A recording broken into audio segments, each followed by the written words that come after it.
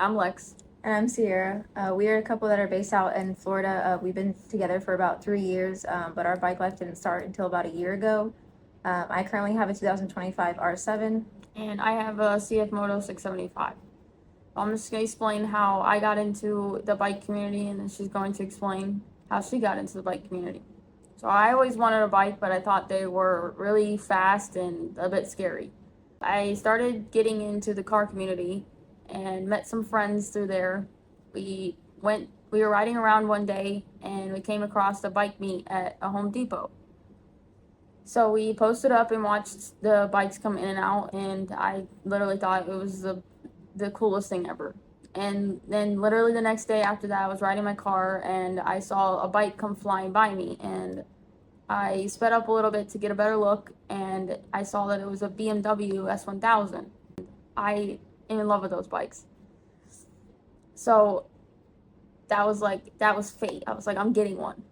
And then about a year later, after I started saving up some money for it. About a year after that, I lost my best friend to a motorcycle accident. So I started being a little hesitant and didn't really like the bike life after that. We got into a relationship and my car took a shit.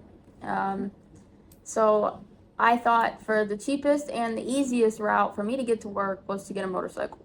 I'd say don't do that. No. But for me, that's what I did, and that's how I started getting into the motorcycle community. I rode it back and forth to work, didn't know much about the bike life itself.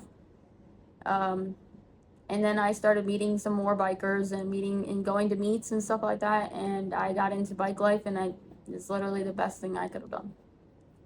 I do, if you want to add on to what happened to the first time you brought the bike home. Oh, yeah. So I got the bike before the MSF course, so don't do that. Got the bike, and I literally watched YouTube videos because that's what you could find is YouTube videos on how to ride a bike. And you think it's that easy, but it's not. So I went outside and I was like, that's easy, I could do it. I got on the bike, and I maybe 5 miles an hour just around the parking lot. I started to make a U-turn, and I grabbed a whole handful of that front brake and just boop right over. It just fainted. And so the YouTube videos I was watching told me nothing about the front brake. So I ended up breaking a part on my bike that it needed to operate. I think it was the clutch. I broke the clutch lever. It completely broke off. So I didn't know much about modding bikes, so I took it back to the dealership. They had it for 2 weeks. So I took that opportunity to sign up for the MSF course and actually learn the proper way. Like she said, as we started in the car community, so I was always into cars. I was into modding my car. I was already, my car was already kind of modded. So I wasn't really thinking much about bikes. I didn't really, I would say, care about them, interested until we ended up getting her R3. I was like, you know what, let me see if I can do it. So, I got on it. We were in a parking lot, tried to do the friction zone, was too scared to even give throttle. So I got off it and was like, you know what, maybe this is not for me. But being a backpack for a little while and feeling like the thrill and the fun of just being a backpack, I was like, you know what, let me give it a shot again. I did it again, and she was giving me like tips and tricks and what to do, and so I was actually able to do it. So I was learning on her R3 for a little bit, and I started looking at bikes that I'd want to get for myself. We ended up purchasing a 450 NK for me.